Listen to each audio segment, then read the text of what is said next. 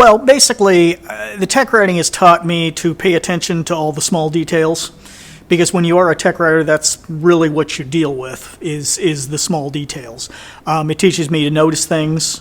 It keeps my sharp eye out for things, and the other thing is I deal a lot with technology, and I've worked in the automotive industry. I've worked in silicon manufacturing, silicon chips, and processors, and now I'm working in dental tech. And the technology you see where I think, God, I could use that in a story. It comes up a lot. One of the things that always struck me about it was, the more technical novels, the more technical they get, the more visuals you need and things of that nature.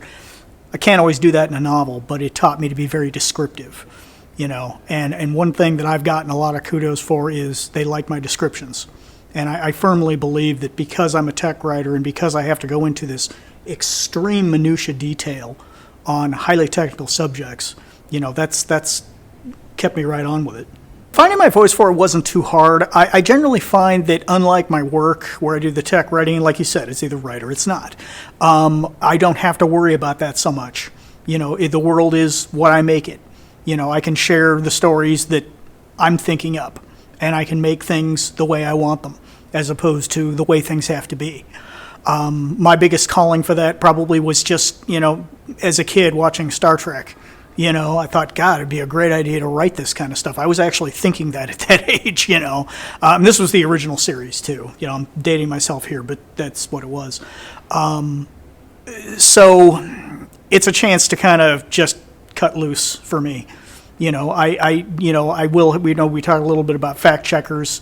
I get fact checkers in both. I get fact checkers as a tech writer, certainly, whether it's legal, whether it's, the engineers, the communications people, whatever. My fact checking for my fiction generally comes from the writers' critique groups I take. And I'm a fervent believer in writers' critique groups. People will call me on something if I did something wrong, or this didn't make sense because this happened earlier, kind of thing. So people are able to say, hey, this doesn't make sense, or this guy said this and he shouldn't have said that. It didn't make sense for him to say that, things of that nature.